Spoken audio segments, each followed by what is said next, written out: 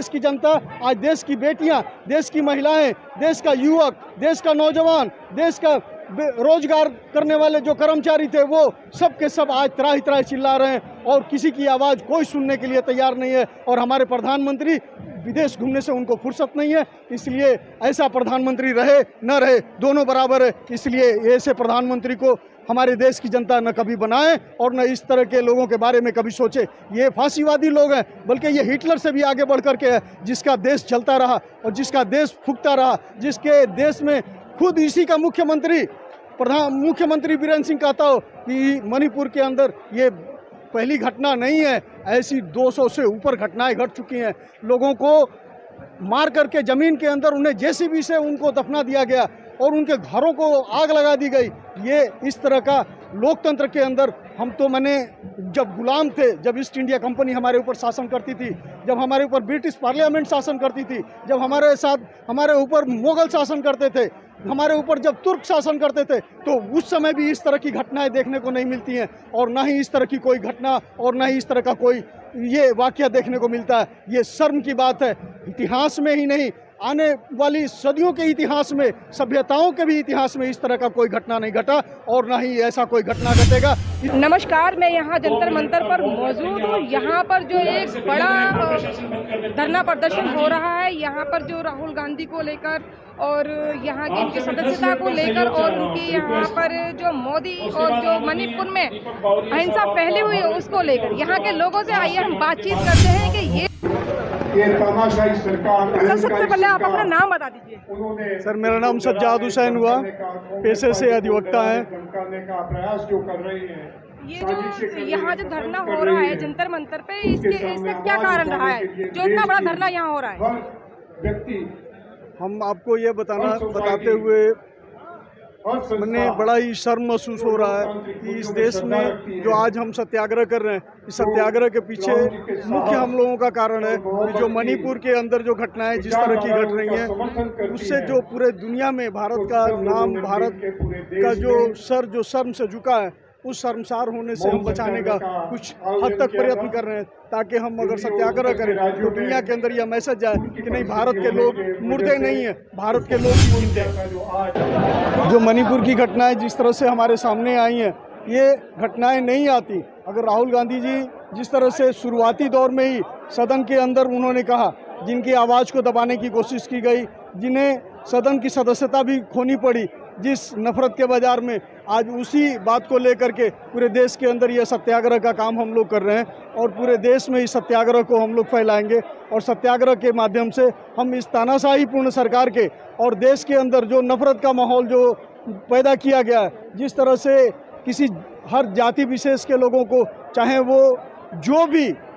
जो भी व्यक्ति अगर इस सरकार का और इस सरकार के नीतियों का विरोध कर रही है, जिसे ये सरकार देशद्रोही करार दे रही है, कहीं उसे मारने का काम कर रही है, कहीं नफरत फैला करके उन्हें कुचलने का काम कर रही है, कहीं उन्हें खरीदने का काम कर रही है। आप देख लें, जितने भी लोग अभी पार्लियामेंट के अंदर जो भी लोग आए, वो कौन से लोग हैं? जो इस देश का सबसे बड़ा घोटालेबाज है, जो इस देश का सबसे बड़ा अपराधी है।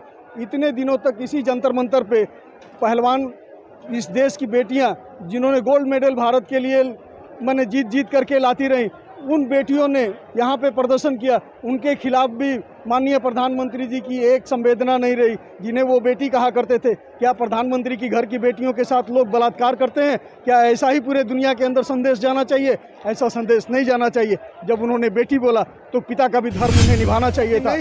बीरेन सिंह को बचाना है। तो देश के अंदर प्रधानमंत्री के इतने काम है, तो शायद हो सकता है कि मणिपुर की तरफ ध्यान ना गया हो उनका। प्रधानमंत्री जी के सामने सिर्फ एक ही काम है, पूरे 365 दिन और 365 और 24 घंटे बस चुनाव और चुनाव प्रचार करना, झूठ बोलना, पॉलिटिकल पार्टियों को तोड़ना, बनी हुई सरकार को वहाँ पे गिराना और वहाँ पे अपनी सरकार बनाना। बस यही प्रधानमंत्री जी का काम है। प्रधानमंत्री जी एक काम भी इस देश के लिए आज तक नहीं किए, 2014 से लेकर के, और आज हम लोग 2024 के चुनाव में जा रहे हैं, उसमें आप मुझे बता दीजिए जो इस देश के लोगों के लिए काम किया हो उन्होंने। तो आपको क्या लगता है, इस देश की जनता को क्या लगता है कि प्रधानमंत्री के रूप में 2024 में किसका चेहरा सामने आएगा? वो तो देश की जनता तय करेगी और देश की जनता जिसे चाहेगी उसे बनाएगी। प्रधानमंत्री हम नरेंद्र मोदी नहीं है और ना ही हमारे पार्टी में कोई नरेंद्र मोदी है, जिस पे नीरव मोदी और अडानी और अंबानी जैसे लोग जो है लाखों लाख करोड़ रुपया खर्च करके वो प्रधानमंत्री बना रहे हैं और पूरे देश का 75% जितना भी धन है उसे अपने पॉकेट में करते चले जा रहे हैं। आप देख लीजिए, अंबानी का भाई है अनिल अंबानी खुद राफेल के घोटाले में फंसा पड़ा हुआ है और आज रो रहा है, कह रहा है कि हम कहीं के नहीं रहे। क्यों?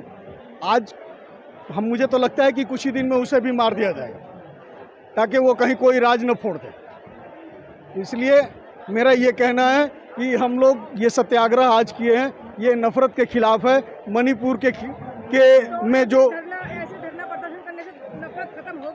एकदम खत्म होगी। आज़ादी के समय में देखिए गांधी जी सत्याग्रह किया करते थे, जब भी कहीं इस तरह की अगर बवाल होती थी तो वो धरने पे बैठते थे, सत्याग्रह करते थे, आमरण अनशन पे जाते थे, निर्जला पे जाते थे और इसके माध्यम से हम शांति और अहिंसा के मार्ग पे चल करके हम लोगों ने देश की आज़ादी ली है, न कि हम लोग हिंसा और किसी की चाटुकारिता करके हम लोगों ने इस देश की आज़ादी ली है। इस देश की जनता राहुल गांधी की मेहनत, जो भारत जोड़ो यात्रा जो राहुल गांधी ने स्टार्ट की थी, जो मोहब्बत की दुकान उन्होंने खोली थी, इसके अंदर कुछ फर्क नजर आता है आपको? राहुल गांधी जी इस देश के अब जननेता हैं, वो प्रधानमंत्री से भी ऊपर की चीज़ है और सिर्फ प्रधानमंत्री ही नहीं है, वो एक ऐसे नेता हैं अब जिनके हर बात पे पूरे देश की जनता जो है विश्वास करती है और उन पे आस्था रखती है। राहुल गांधी अब आज के समय में हमारे मान है, हमारे सम्मान है और हमारे नेता है और इस युग के युग प्रवर्तक हैं। इसलिए हम यहाँ पे आपको एक श्लोक भी हम सुनाते हैं, जिस तरह से भगवान कृष्ण ने गीता में कहा था कि यदा यदा ही धर्मस्य ग्लानिर्भवति भारत अभ्युत्थानम अधर्मस्य तदात्मानं सृजाम्यहम्। तो इसी तरह से आज राहुल गांधी का सृजन हुआ है और इस अन्याय के खिलाफ, इस अत्याचार के खिलाफ, इस बर्बरता के खिलाफ, इस तानाशाही के खिलाफ, जिस लोकतंत्र को बनाने के लिए लाखों लोगों ने शहादत दी और लाखों करोड़ों की शहादत के बाद में हम इस देश की आज़ादी को पाए। आज इस देश को मात्र 10 साल के अंदर ये सरकार रसातल में लेकर के चली गई। इसके लिए सिर्फ भारतीय जनता पार्टी, आरएसएस और प्रधानमंत्री नरेंद्र मोदी ही इसके लिए जिम्मेदार हैं और दूसरा कोई नहीं। क्योंकि नरेंद्र मोदी ने पूरे देश के अंदर घूम घूम करके कहा कि वोट आप मुझे दे रहे हैं, वोट आप किसी को नहीं दे रहे हैं और देश की जनता ने मोदी पे भरोसा करके मोदी को वोट दिया था, न कि किसी और नेता को वोट दिया था। और देश की जनता आज, देश की बेटियां, देश की महिलाएं, देश का युवक, देश का नौजवान, देश का रोजगार करने वाले जो कर्मचारी थे, वो सब के सब आज त्राही त्राही चिल्ला रहे हैं और किसी की आवाज़ कोई सुनने के लिए तैयार नहीं है। और हमारे प्रधानमंत्री विदेश घूमने से उनको फुर्सत नहीं है, इसलिए ऐसा प्रधानमंत्री रहे न रहे दोनों बराबर है। इसलिए ऐसे प्रधानमंत्री को हमारे देश की जनता न कभी बनाए और न इस तरह के लोगों के बारे में कभी सोचे। ये फांसीवादी लोग हैं, बल्कि ये हिटलर से भी आगे बढ़ करके है, जिसका देश चलता रहा और जिसका देश फूकता रहा, जिसके देश में खुद इसी का मुख्यमंत्री बीरेन सिंह कहता हो कि मणिपुर के अंदर ये पहली घटना नहीं है, ऐसी 200 से ऊपर घटनाएं घट चुकी हैं। लोगों को मार करके ज़मीन के अंदर उन्हें जेसीबी से उनको दफना दिया गया और उनके घरों को आग लगा दी गई। ये इस तरह का लोकतंत्र के अंदर हम तो जब गुलाम थे, जब ईस्ट इंडिया कंपनी हमारे ऊपर शासन करती थी, जब हमारे ऊपर ब्रिटिश पार्लियामेंट शासन करती थी, जब हमारे ऊपर मुगल शासन करते थे, हमारे ऊपर जब तुर्क शासन करते थे, तो उस समय भी इस तरह की घटनाएं देखने को नहीं मिलती हैं और ना ही इस तरह की कोई घटना और ना ही इस तरह का कोई ये वाकया देखने को मिलता है। ये शर्म की बात है। इतिहास में ही नहीं, आने वाली सदियों के इतिहास में, सभ्यताओं के भी इतिहास में इस तरह का कोई घटना नहीं घटा और ना ही ऐसा कोई घटना घटेगा। हम लोग इस नफरत के बाजार में मोहब्बत का पैगाम लेकर के चले हैं। मणिपुर ही नहीं, पूरा देश जल रहा है और 24 तक आते आते जिस तरह से आज ही देख लीजिए अखबार में किस तरह से प्रधानमंत्री शब्दों का व्यवहार कर रहा है।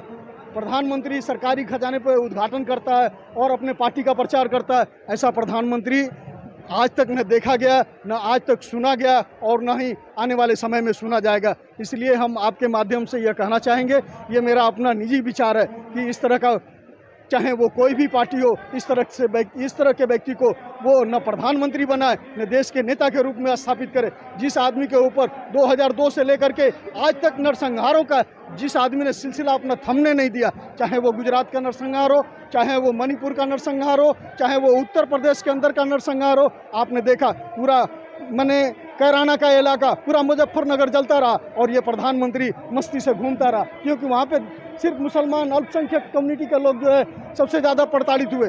यहाँ पे इस देश के अंदर कौन क्या खाएगा, कौन क्या पहनेगा, इसके लिए ये प्रधानमंत्री नहीं है। इस देश के अंदर लोगों को रोजगार कैसे मिलेगा, रोजगार का अवसर किस तरह से प्रदान होगा, रोजगार हमें कैसे दी जाएगी, हमें रोजगार के अवसर प्रदान करने के लिए हमने इन्हें प्रधानमंत्री बनाया। हमें सस्ती शिक्षा के लिए हमने इन्हें प्रधानमंत्री बनाया था।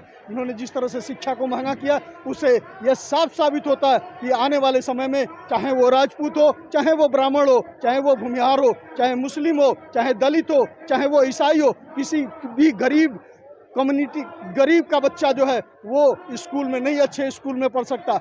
आज सारे देश के अंदर स्कूल का निजीकरण किया जा रहा है, सरकारी स्कूलें बंद हो रही हैं। सरकारी हॉस्पिटल आप जाकर के एम्स के ट्रॉमा सेंटर में देखिए, एम्स के इमरजेंसी में चले जाइए, सुबह 4 बजे जो इमरजेंसी में आदमी आता है उसका दूसरे दिन भी 4 बजे तक जो है इलाज का संभावना नहीं है। ये निजीकरण का देन है, क्योंकि पूरे इमरजेंसी को भी निजी के हवाले कर दिया गया। पूरा एम्स 60% जो है निजीकरण कर दिया गया, पूरे अस्पतालों को जो है निजीकरण कर दिया गया। इससे क्या लगता है कि क्या देश हमारा जो है तरक्की की तरफ जा रहा है? आज हम विनाश के कगार पे खड़े हैं, हम बिना बारूद के बारूद पे खड़े हैं। आने वाली पीढ़ियां, हम जब हमारे साथ घटनाएं घटती हैं तो मुझे पीड़ा होती है, जब हमें घटनाएं नहीं होती है तो हम मस्ती से कहते हैं कि बहुत अच्छा है, बहुत सब कुछ सुंदर है, बहुत सब कुछ अच्छा चल रहा है। इसलिए हम आपके माध्यम से, आपके इस चैनल के माध्यम से हम ये कहना चाहेंगे इस देश के नौजवानों से, युवाओं से, बूढ़ों से, महिलाओं से, बहनों से, बेटियों से कि आप तमाम लोग उठे, इस मणिपुर ही नहीं पूरे देश को जिस तरह से मोदी जी की सरकार जला रही है उसके खिलाफ आप उठें, आवाज़ बुलंद करें। चिंता न करें कि कौन क्या करेगा, कौन क्या नहीं करेगा। हमें जिस तरह से आज़ादी के पहले हम शहादत दिए थे, हम आज भी उस शहादत को लेकर के हमें आगे की तरफ बढ़ना होगा, अपनी शहादत को देना होगा, तभी ये देश बचेगा और आने वाली हमारी पीढ़ियां बचेंगी। नहीं तो हमारी पीढ़ियां हमें इतनी गाली देंगी कि शायद वो सोच करके भी हमें परेशानी होती है। इसलिए आप तमाम लोगों को इस चैनल के माध्यम से हम यही कहना चाहेंगे। धन्यवाद।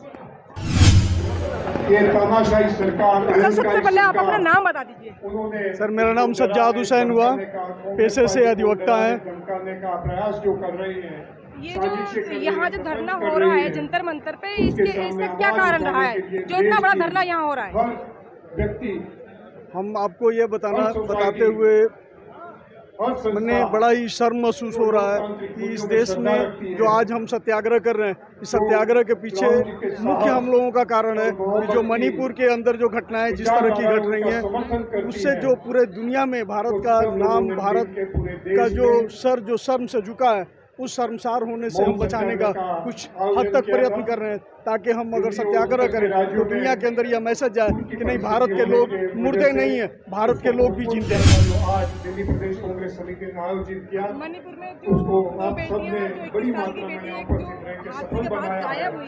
राहुल जी के निर्धार के साथ ऑलरेडी वो जो जिन लोगों के साथ घटनाएं घटी हैं उनमें से एक फौजी की बीवी भी है और उनकी बेटी है और उनके परिवार के ही सदस्य हैं जिनको मार दिया गया और जिनके साथ सामूहिक बलात्कार किया गया और नंगा परेड कराया गया और फिर उसके बाद उनको छोड़ दिया गया मरने के लिए। ये बड़े ही शर्म की बात है। और इसी सब बातों को लेकर के माननीय हमारे नेता श्री राहुल गांधी जी जो कन्याकुमारी से लेकर के कश्मीर तक जो पैदल यात्रा किए, यानी नफरत के बाजार में मोहब्बत की दुकान, जो मोहब्बत की बात जो करने के लिए उन्होंने जो यात्रा की, जो 3500 किलोमीटर की जो यात्रा रही, उस यात्रा से हम यही संदेश देना चाहते थे भारतीय जनता पार्टी की सरकार को, प्रधानमंत्री नरेंद्र मोदी जी को, कि आप ये जो पूरे देश के अंदर जो नफरत का माहौल बनाए हुए हैं, चाहे वो उत्तर प्रदेश हो, उत्तर प्रदेश में जाकर के देखिए मुसलमानों को टारगेट किया जा रहा है, दलितों को टारगेट किया जा रहा है। आप अभी उत्तराखंड में देख लीजिए, मुसलमानों को टारगेट करके उनकी दुकानें खाली कराई गई, लेकिन माननीय प्रधानमंत्री एक शब्द भी नहीं बोले। आप देखिए महाराष्ट्र के अंदर भी मुसलमानों के ऊपर वैसे ही अत्याचार हो रहे। सरकार उन्हीं की है, किसी दूसरे की सरकार नहीं है। हर जगह डबल इंजन की सरकार है, चाहे वो मणिपुर हो, चाहे वो उत्तराखंड हो, चाहे वो महाराष्ट्र हो, हर जगह डबल इंजन की सरकार है। आप देख लीजिए मध्य प्रदेश के अंदर मुसलमानों के साथ क्या हुआ। यही नहीं, पूरे देश में एक माने नफरत का माहौल, ऐसे नफरत का बाजार किया गया जिस हमारे प्रधानमंत्री जो है ये बोलते हैं कि हमारे देश के अंदर जो बेटी सुरक्षित है, हर तरीके से सुरक्षित है, और हमारे देश के लोग ये बोलते हैं कि बेटी हमारे देश में सुरक्षित नहीं है। ऐसा क्यों? अगर ऐसी बात है तो फिर कठुआ में क्या कर रहे थे लोग, फिर निर्भया में क्या कर रहे थे लोग, फिर आपको जो जंतर मंतर पे जो पहलवान बेटियां जो बैठी हुई थी वो क्यों बैठी हुई थी, जो उत्तर प्रदेश के अंदर जो महिलाओं के साथ बलात्कार हुए भारतीय जनता पार्टी के विधायक और सांसद जो उसमें इन्वॉल्व देखे गए वो क्या था। मैंने अगर बेटियां अगर हमारी सुरक्षित है तो मुझे ऐसा बेटी बचाओ बेटी पढ़ाओ नहीं चाहिए। हमें इस देश के अंदर जो है अपनी बेटियों को कैसे सुरक्षित रखना है, हमें भारतीय जनता पार्टी के स्लोगन में नहीं फंसना और हमें अपने बेटियों के लिए हमें खुद अपने सशक्त होना होगा, अपने बेटियों को जो है सुसज्जित करना होगा ताकि ये भारतीय जनता पार्टी के भेड़िए जो है उन्हें छू तक न सके। तो मणिपुर के लिए अपने प्रधानमंत्री जी ने बोला भी है, कुछ भी जताया है, उन्होंने इस चीज़ की कहा है, वेदना जताई है कि बेटियों के साथ जो गलत हुआ है उसके बारे में। ये सीधे सीधे पॉलिटिकल उन्होंने वर्ड का इस्तेमाल किया। उन्होंने क्या कहा कि राजस्थान में भी देखो, बिहार में भी देखो, छत्तीसगढ़ में भी देखो, सभी देश के सभी मुख्यमंत्री जो है इस पे ध्यान दें। क्यों अभी तक बीरेंद्र सिंह का क्यों नहीं इस्तीफा लिया? वहाँ की राज्यपाल अगर राजस्थान के अंदर लॉ इन ऑर्डर इतनी ही खराब है तो इन्हीं का बैठा हुआ गवर्नर है, रिपोर्ट दे दे, वहाँ पे राष्ट्रपति शासन लागू कर दे। छत्तीसगढ़ में इन्हीं का गवर्नर है, वहाँ से रिपोर्ट मंगवा करके आज ही राष्ट्रपति शासन लागू कर दें।